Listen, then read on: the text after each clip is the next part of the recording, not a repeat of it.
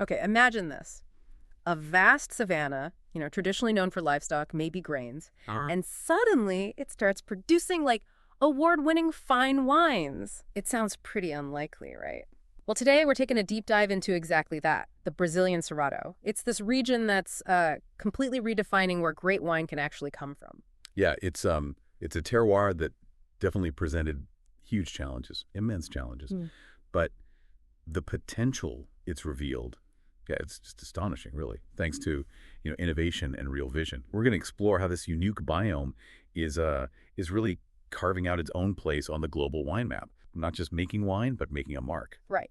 And our mission here, as always, is to give you that shortcut, get you well-informed, packed with some surprising facts, and help you understand why this new wine frontier is, well, genuinely significant. So when we talk about the Cerrado, we're talking about Brazil's sprawling savanna, right? Yeah. For decades, I mean, the idea of producing fine wine here, it must have seemed almost impossible, like a fantasy. It's hot, humid, known for totally different kinds of agriculture. Historically, that was exactly the issue. The hot, rainy summers. They created the perfect storm, really, for fungal diseases. Things like powdery and downy mildew just thrived. And that led to diluted grapes, lacking the concentration you need for quality wines.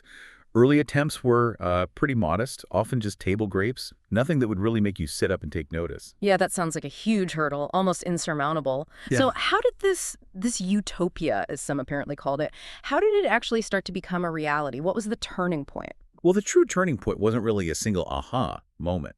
It was more about significant, sustained investment. Investment in research and development. Institutions like Embrapa, specifically their wine division, Embrapa Uva e Vinho, they played a really critical role. They just dove deep, studying climate, the soils, how the vines behaved in those conditions. They focused on identifying resistant rootstocks, adapted clones, finding the right genetic material, and then you had visionary producers, people like Luis Porto, Roberto Cipresso.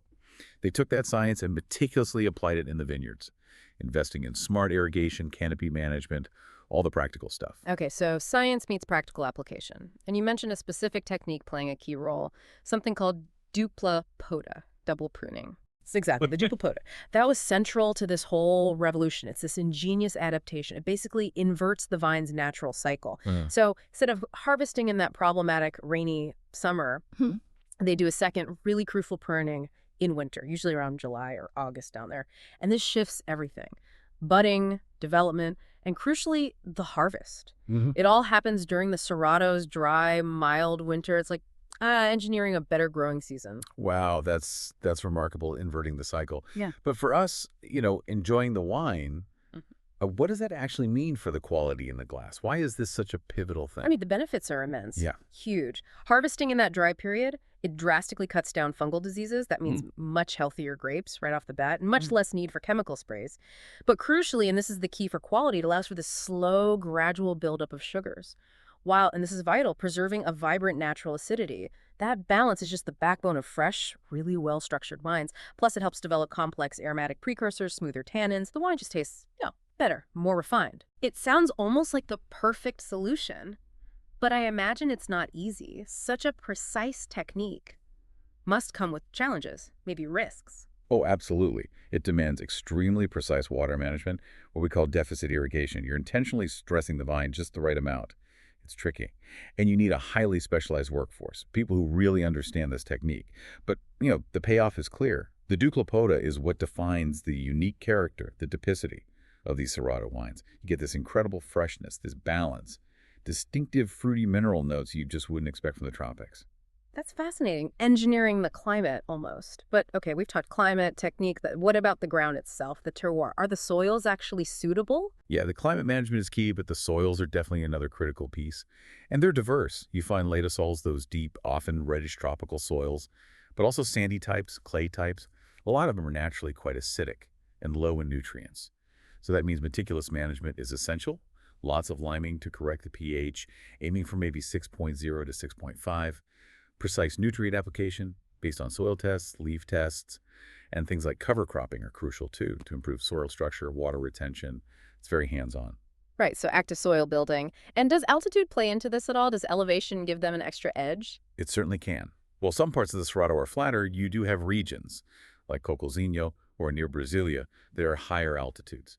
maybe 800 to 1,200 meters. Mhm. And that elevation brings milder temperatures, especially cooler nights, which bumps up that beneficial diurnal temperature variation even more. That big swing between day and night temps. Exactly. And that swing helps preserve acidity, encourages complex aromas. For reds, it's really key for developing smoother, more elegant tannins. Helps them polymerize, basically. Okay, so you've got this unique climate, managed soil, sometimes altitude, and this game-changing pruning technique. Given all that, what grape varieties have really risen to the top? Which ones are the stars in the Cerrado? Well, for reds, Syrah, without a doubt. It's emerged as the definitive star grape. It just consistently gives these intense, deep-colored wines. You get ripe red and black fruit aromas, but also black pepper, spice, and this unique, earthy, almost mineral character. They tend to be medium to full-bodied, fine tannins, good acidity.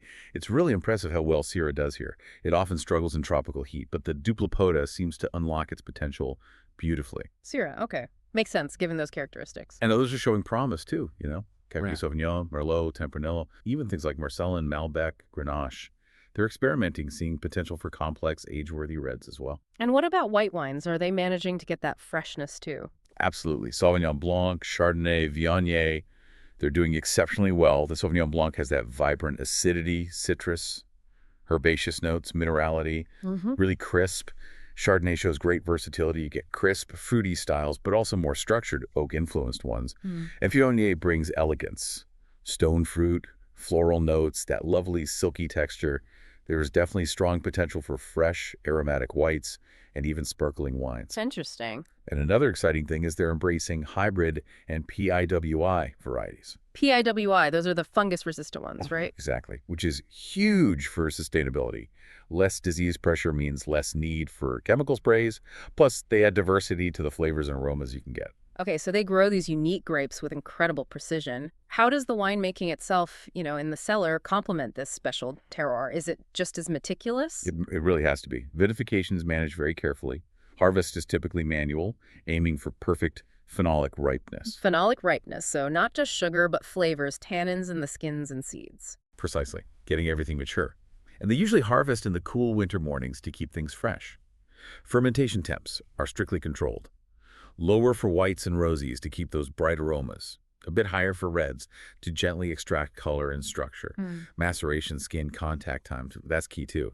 And winemakers are using both oak for complexity and softening tannins where needed, and stainless steel to really preserve that primary fruit and vibrancy in other wines. So a real toolkit approach. Yeah, and the enologist, the winemaker, their role is just central here. They're the ones interpreting all these nuances of the terroir, adapting techniques to really let the region's identity and quality shine through the resulting wines. Typically vibrant, balanced, and they have this distinct freshness, which is still, surprising for a tropical region. It sounds like a place I'd genuinely love to visit. The landscape, the wineries.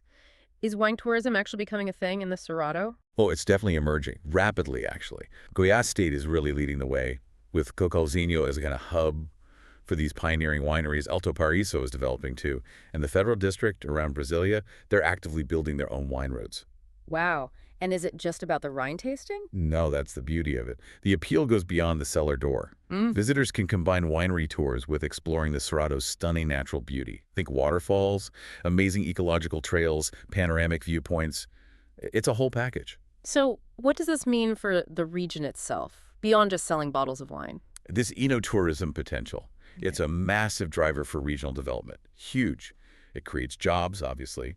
It encourages local family farms to diversify their income. And it promotes local culture, local food, gastronomy. It becomes this really positive synergistic relationship between the wine, the nature, and the local economy. It draws people in. Okay, to make this really concrete, let's zoom in on one specific example. You mentioned Vinícola Brasilia. Tell us about their story. Right, Vinícola Brasilia, they're a great case study. It's this exemplary collaborative venture. 10 families pooling their vineyards in the Federal District in that PODDF agricultural zone. They only officially inaugurated in April 2024, but they've been making wine since 2022. And get this, they're projected to more than double production already, from 100,000 liters in 2023 to maybe 225,000 in 2024. Wow, that's explosive growth. It really is. And is the quality getting noticed? Are they winning awards? Absolutely. They've already picked up over 10 medals at the Brazil Wine Challenge, which is prestigious. And here's something fascinating. the monumental Syrah. It was the only wine made with double pruning to be picked as one of the top 16 representative wines at the National Wine Evaluation in 2023. The only one. That says something. It really does. And there's more. Analysis shows their Syrah has resveratrol levels, at least 40% higher than typical Syrahs from, say, Australia, South Africa, or France. Plus Veratrol, the antioxidant, Right. like 40% higher. Yeah. Which isn't just a health footnote. It's a potential game changer. It suggests this unique terroir, and the Dupla might actually be creating wines with enhanced health properties. That could carve out a whole new niche, maybe appealing to a health-conscious market, even changing how we define premium. That is genuinely fascinating. A potential health angle, too. And even their wine names, Monumental Syrah, Pilots, Coboko, Croaky, Alvorada, it's all a nod to Brazilia's famous modernist architecture. Really ties it to place. So what's behind their success? Is it just the double pruning? That's foundational, yes. Mm-hmm. But it's also a strong commitment to sustainability. Things like preserving native vegetation, very efficient water use, reducing waste, often backed by EU-funded programs, actually, and crucial external support. They weren't afraid to seek expertise. They brought in French consultants, worked with top Brazilian entomologists, and made vital technical trips to learn from established regions like Petrolina and Saragossa. That really sped up their learning curve. Right, so learning from others, sustainability, plus the core technique. It sounds like a really holistic approach. It is. And they're heavily invested in the tourism side, too. They offer guided tours, tastings, cultural events, courses, even things like Sunset on the Deck with wine and empanadas. Nice. Yeah, they're really trying to build that Brasilia wine route experience. And the socioeconomic impact is clear. Jobs, boosting tourism for the whole federal district. Plus, a new state-of-the-art lab specifically for certifying these winter wines is being set up in Brasilia. That will really help solidify quality control across the board. Okay, so the progress is undeniable, quite astounding, really. But looking ahead, what are the main challenges still facing this pioneering region as they try to cement their place globally? Well, there are definitely still hurdles to clear. Managing climate extremes, even with double pruning, is an ongoing challenge. Weather is unpredictable. Then there's overcoming market perceptions. That lingering skepticism about warm region wines. That takes continuous education, good marketing. Getting the story out there. Exactly. And finally, logistics and distribution. Especially for the smaller and medium producers, getting their wines effectively to market nationally and internationally, that's tough. Makes sense. Usual challenges for an emerging region, perhaps amplified here. But look, despite those hurdles, the outlook, the perspectives, they're incredibly promising. Continued support for R&D from places like Embrapa is vital. Keeping that innovation going, the region is really pushing to consolidate a distinct Cerrado terroir identity. That could potentially lead to new denominations of origin, official appellations, which would be a huge step for recognition. Like a quality seal.